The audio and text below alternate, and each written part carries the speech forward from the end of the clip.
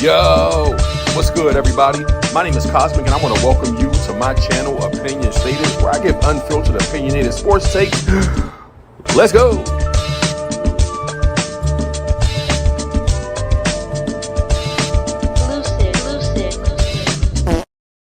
Yo, what's good, everybody? My name is Cosmic. I want to welcome you back to my channel, Opinion Stated.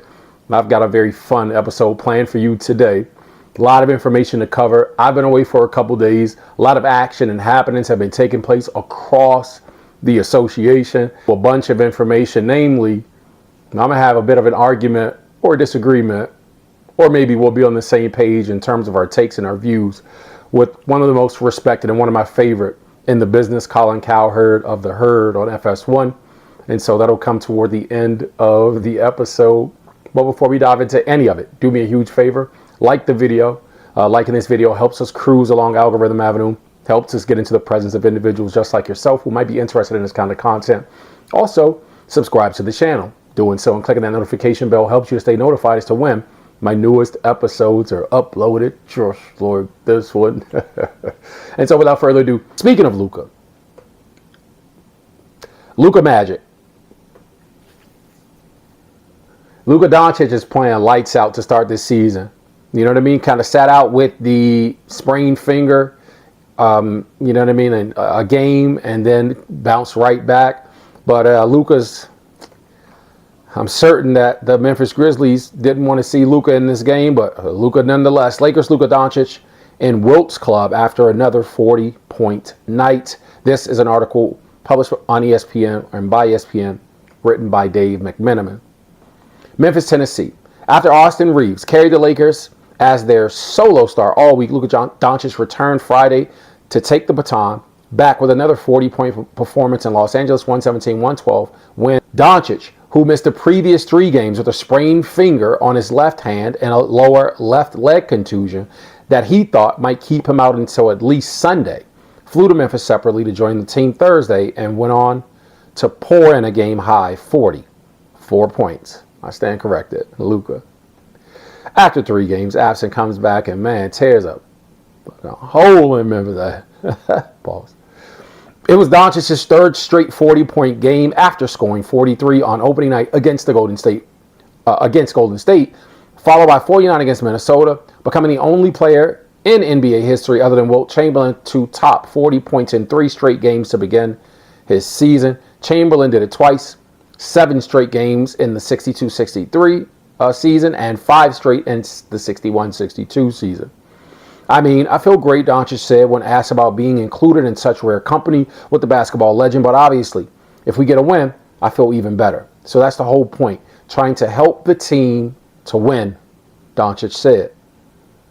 And sometimes it's going to be scoring, sometimes other things. He did other things too, leading Los Angeles with 12 rebounds and 6 assists as the Lakers fought back from a 15-point second-half deficit to win their first NBA Cup group play game. But it was the scoring that was most impressive, especially because of the luminaries he joined. Only Chamberlain, Doncic, and Michael Jordan in 86-87 scored 125 points or more in their first 3 games to start a season. Doncic has 136. And by averaging 45.3 points in his first 3 games, Doncic became the first Lakers player since Kobe Bryant in 2007 to average 45 or more in any 3-game span.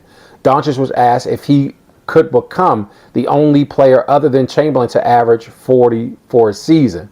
That's going to be tough, Doncic says. Sometimes they're going to double me more. Sometimes I won't be able to score that much. I had, I think, 3 or 4 shots that were crazy shots that I felt like doing, but they were terrible shots. I've got to work on that. But that's tough. I don't know. Scoring 40 or averaging 40 is definitely going to be fucking tough. That's not an easy feat. When told that, Reaves didn't think it was crazy, saying after the Lakers' home win over the Timberwolves that he thought 40 points per game was within Doncic's reach. Doncic said with a smile, Austin stupid. Reaves averaged 40 points on 50% shooting, 41.4% from 3, with 10 assists, 5.3 rebounds, and 2.3 steals in the 3 games that Doncic missed. With LeBron James' sciatica also sidelined after Friday's win, he had more praise for Doncic and a critique of himself. His ability to get us off to high starts is big for us, because if you come out and he has 15 in the first, we're going to score, I would assume, 30 points. Reeves said of Doncic, who leads the league in first quarter scoring, averaging 13 points, unless everybody else is shooting bricks like I was tonight. Reeves started the game 2 for 9, but finished as the Lakers' second leading scorer with 21 points. Los Angeles also got big contributions from Marcus Smart, who was in the starting lineup after a 2-game absence because of a right quad injury, and put up 12 points, 4 assists, 2 steals. And Jake LaRavia, who had 13 points, 5 rebounds, and 3 steals against his former team. DeAndre Ayton had 9 points on 4 of 6 shooting in the first half, but didn't play after halftime because of what Coach J.J. Redick called middle back spasms. Ayton spent the third quarter in the locker room trying to get loose, and said he would have returned to the game in the fourth quarter if called upon, but Los Angeles was able to hold on without him. Ayton said he expects to be available when the Lakers host the Miami Heat on Sunday. It was wild because, in this game, DeAndre Ayton didn't even have a rebound. And that whole first half, in the time that he played, not one single rebound. I was looking at that. I was like, he's got to be hurt. There's no way. And conclusion with this article, that will be another opportunity for Doncic to score 40, and another chance for his teammates to find ways to describe what they are seeing. Fantasticness, Smart said, making up his own word for what Doncic is doing this season. It's been great to watch. Man, like I said, man, Luka has been playing lights out. It is just, it's phenomenal to see, how Luka is playing. It really is. And it's not a shock, because this is the same Luka Doncic and the same kind of production that Dallas was getting out of him. The same kind of production that actually left us all baffled and dumbfounded as to why and how the Dallas Mavericks could fucking trade Luka Doncic, a generational talent. How could you? What are you thinking? I don't care if he's our only great player for the duration of the time that he's going to spend in our uniforms, unless he's washed up and over the hill. We ain't getting rid of him. You crazy. We're going to figure it out. And they had conceivably began to figure it out and put pieces around him, so much so that they finally were able to make a great playoff run and make it all the way to the finals. But that neither here nor there. He's in the LA Laker uniform now, and he is playing fucking great, bro. He is playing amazing. Luka Doncic is really putting on this season. So I wanted to take that as an opportunity, obviously, to give Luka his flowers. Who knows where he'll end in terms of his season average, man, but it's looking like it's going to be pretty high. J.J. Redick and that coaching staff there, for as much slack as he can catch for being, still a relatively inexperienced head coach, outside of his experience garnered from last season. But, J.J. spent a number of years in the NBA, obviously. J.J. Redick, man, for those who maybe would like to discredit it or, treat it like it really didn't matter. JJ was a beast at Duke. You know what I'm saying? So I say that to, kind of button up this point that I'm making. Coach K understood how to design an offense that catered to JJ Redick. And much to this, along those same lines, JJ is seemingly doing the same thing for Luka Doncic. And the proof is in the pudding, man. Luka really doesn't need much, because he's one of those ones. One-on-one basketball, man, that's nothing for him. You can tell he spent a lot of time playing one-on-one. He can get a shot off at his leisure for the most part. He can get any shot that he wants, playing at whatever speed he wants to play at. It is good to see him doing his thing this year. Moving into the next portion of the game plan, man, Mr. Awesome. You know what I'm saying? Let's talk about Mr. Awesome here, man, Austin Reaves, who was referenced in that article. Austin stepped up when it was needed most. No Luka, no LeBron, no problem. Austin stepped up last week over a 3-game stretch, as they said, man. It was averaging some 40-plus points of his own, which is, quite frankly, just quite frankly amazing, man. Austin Reaves is no slouch in terms of, what he is able to do. He averaged 40 on 50% shooting in their absence, in Luka's absence, 41.4 from 3, with 10 assists and 5.3 rebounds, bro. and 2.3 steals, mind you. So he's playing defense as well. So, he's playing like a number one option out there when called upon to do so. I will say that this is the Austin Reaves that I was expecting last season, right? The guy who would step up and actually take on more of the scoring load because, well, number one, Austin's also one of those guys who can get any shot off that he wants. The question is sometimes is it the right shot? You know what I mean? But Austin can get a bucket. Nobody's going to deny that Austin Reaves can get a bucket. However he wants him, for whatever reason, maybe it's his craftiness, you know what I mean? Like, and what he's doing with the ball in close range to the basket, but he gets a superstar's whistle in this league. He gets a superstar's whistle, man. Austin Reaves shoots a lot of free throws. He can draw some fouls out there. So, again, I'll credit it to his craftiness because he's certainly not a superstar, even though these numbers, I'm sure his mama would suggest otherwise. But that leads me to, kind of the point of the thumbnail. And so for those who are thinking that maybe I clickbaited you to get you on here, I'm going to argue with Colin just a little bit. Well, maybe not necessarily argue with him, but I'm definitely going to run about a 7-minute clip from one of his recent episodes where he talks about Mr. Awesome, Austin Reaves.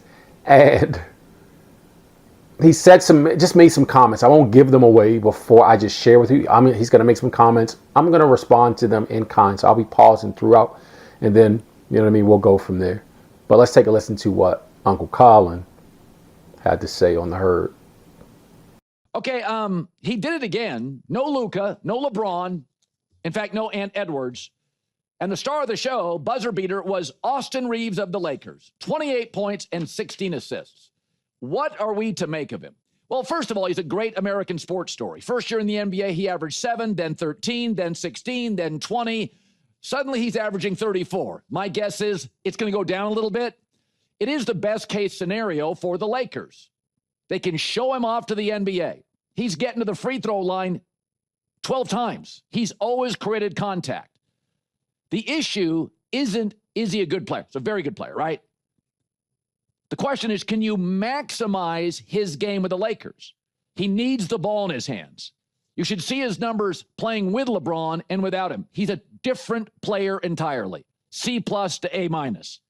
So what do you do with him?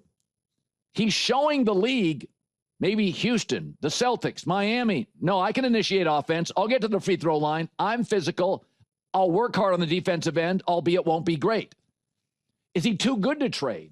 Or is he the perfect trade piece? Again, Luka needs the ball to dominate, and Luka is arguably the second best player in the world, some nights the very best. Maybe Austin Reaves is thinking, I want the ball. I want this to continue. So watching him last night, here's what I kept thinking watching Austin Reaves. Are the new owners, this is not the Buss family. The Buss family needed LeBron for 6.5 years. They needed him. He was selling tickets. They were a mess pre-LeBron. Remember? End of the Kobe days? They weren't very good. They were bad all the time. Right? We remember Kobe's last game, 60 points. A lot of forgettable years. Are the new Laker owners who have a lot of money, and it's about the long term, not selling tickets necessarily, thinking to themselves, maybe it's LeBron we don't need. I'm going to pause Colin right there. That is what they should be thinking. The new ownership should definitely be thinking Luka and Austin Reaves. And where I'm offering, a bit of a rebuttal to what, and a little pushback to what Colin, said there. Maybe he was kind of presupposing or just speaking in a hypothetical sense.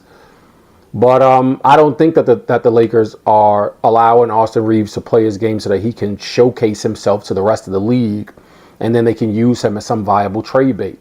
Even though he does have huge trade value, I think a team will be crazy not to consider some kind of a trade package that included Austin Reaves because he's young and he's still got a lot of space to grow as a basketball player. Am I saying that suggests that he'll somehow be a star player in this league? No, but he won't be a bum by a long stretch. You understand what I'm saying? And so he will be a valuable piece to any, superstar player or superstar tandem. You know what I mean? Like in this league, he's a great number 2 number 3 option, at number 2 at this stage of his career. I think he can carry the load as a number 2, and his play has certainly displayed that. Again, so I push back on this idea that, he's somehow, just kind of like trade bait and they should get away with him. I want to lean more into what Colin said here to Trail, which is that the new ownership, this ain't the Bus family. They should be looking at Austin Reaves and Luka Doncic saying, bro, how do we get some pieces around them? Because those two are, those two are our gold. The rest of these motherfuckers, you can move them around. Let's figure out how we can get some of the others in here. Let's go back to Colin. I mean, LeBron reportedly in his feels because he hasn't gotten the contract extension. My take is the only 2 absolutes going forward are Luka and JJ Redick. This is no longer a league of a big 3. It's a duo league. But maybe the Lakers are a big 3. Luka, JJ Redick, and Austin Reaves. I mean, this is what happens. You're given opportunities. Somebody takes a day off work. Somebody's sick. You step in. With no Luka and no LeBron, JJ Redick is leaning on him. He gets the free throw line, always has. Initiates contact, always has. Hitting his shots, usually does. So this is one of those moments. The new owners are looking at this, and my take last night was, God, the kid's first or second in the league. Now, nobody plays defense early in the season, so everybody's numbers are a little glossy. A lot of guys shooting 55%. I get it. But it's impossible not to pay attention, right? And these new owners, they're still assessing the situation. They made it very clear. JJ Redick, and with a contract extension, Luka, they're the future. But it's not a big 3 league. It's now a duo league. And Austin Reaves, when you compare him to LeBron, is much cheaper, younger, healthier, and let's be honest, less maintenance. Here's JJ Redick on Austin Reaves last night. Before we hear from JJ, yeah, younger, like I said, healthier, a lot less maintenance, a lot less mileage on those wheels. This kid is a lock, man. He is a shoe-in for helping or using or him as one of those mental outlook-wise, using him as a viable piece to build around within this organization, not to trade him away for other pieces. I don't think it gets any better when you're talking about who you're going to bring in with age, like youthfulness, his style of play being complementary, etc., than an Austin Reaves to fit around what Luka is doing. I knew that he wouldn't be a problem. Meaning Austin Reaves, when they announced the trade for Luka last year, I was like, Austin's stuck. He complements Luka and Luka's style of play. Does Austin Reaves need the ball? This is, again, one of those kind of arguments that I'm having with Colin as I listen to him speak. He said Austin Reaves needs the ball in his hands to be successful, and he doesn't. He doesn't need the ball in his hands. He just needs the ball at some point with enough time to get a shot. He doesn't have to control the ball. But when he is controlling it, as the point guard or point leader on the team, he just showed you in the 3 games that Luka didn't play that, man, he could come out there and be leadership too. So whether that's while Luka's on the court or while Luka's off the court, he is capable with the ball in his hands of creating for himself or his teammates. But let's hear from JJ. That guy is going to show up in the big moments. It's not surprised. He's done that many times in his career. He's done that many times since I've been his coach. Feel very comfortable with him making decisions at late game. And Austin Reaves scored half of his points against Jaden McDaniels, who's a elite defensive player. So it's been very, very impressive. And it's just opportunities. Somebody misses work, somebody misses a game, you step in. But if it was the old owners, the Bus family, I don't think this would be as significant. They love Austin Reaves. They've paid him nothing, and he's very productive. But the new owners look at the world differently. When somebody buys a company, they see the world differently. They don't cling to stuff. Usually they don't want old and higher maintenance. They like young, cheaper, healthier, coachable. Austin Reaves is a very attractive player to any new ownership group. That's what I saw last night. And J-Mac, I know how much you love Austin Reaves, but it is interesting. As I'm watching it, I'm thinking about the new ownership group, how they view him. And it's like cost, dependability, health, maintenance. I mean, there is something about LeBron. The downside to being an older star athlete is you can suck the oxygen out of a room a little bit, right? Austin Reaves is like, if it wasn't for the headband, you never pick him up. And there is something to be said about a new coach, a young player. It's fascinating. Yeah.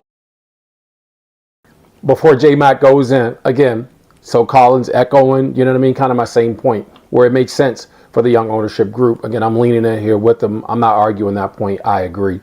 I definitely agree that this new ownership team should be excited about what Austin Reaves has to contribute to this team. Much like JJ, sounded in his clip. Mostly, I just kind of wanted to, to comment on the JJ side of things.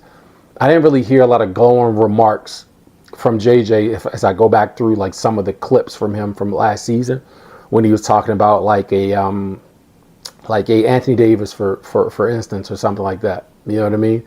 Like to say like, 2010, like, good for 25 points or like to do his thing, like he's an MVP candidate, like, those kind of things. But like, man, I'm really comfortable with he said about Austin. I'm really comfortable with him making decisions like that at that juncture of the game because he's done this, throughout the time that I've coached him and things like that. So just some interesting praise coming from JJ Redick towards Austin Reaves, man. I like the way that sounds. Back to J-Mac weighing in about the new ownership group and kind of how their outlook and how they should be viewing Austin Reaves. Yeah, I don't know if I said this to you on air or off, but I look at Austin Reaves next to Luka Doncic and I'm like, why can't Austin be Kyrie Irving?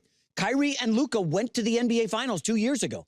And I'm not saying Austin Reaves is Kyrie Irving, but he can be that type of player. Okay, but you're missing the big part of that. Why did Luka and Kyrie work? Because they had a long, devastating front line. They're both bad. That's not, that's why. Well, once you move off LeBron, you bring in bigs, right? Well, now, again, Luka and Austin Reaves are not Kyrie and Luka with Dallas's front line and size. Yeah. DeAndre Ayton's a bad defensive player. Okay, so it works only because of what Dallas can provide in rim protection. Yeah. Having Luka and Austin Reaves is fun. It's not beating the best teams in the West, who mostly all do have rim protection and better wings. Again, it's the first week of the NBA season, the first 2 weeks. Nobody's playing defense. It's a lot of fun.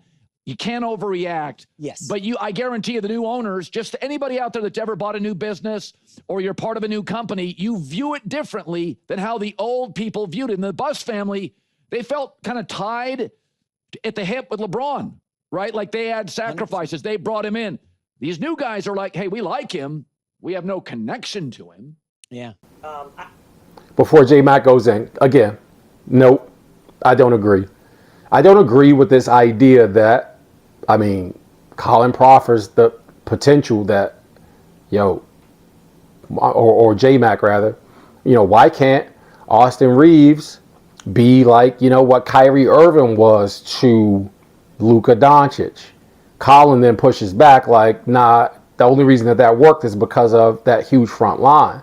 And Daniel Gafford and Lively were certainly trees on the inside, space eaters who could rim protect. Yes, true.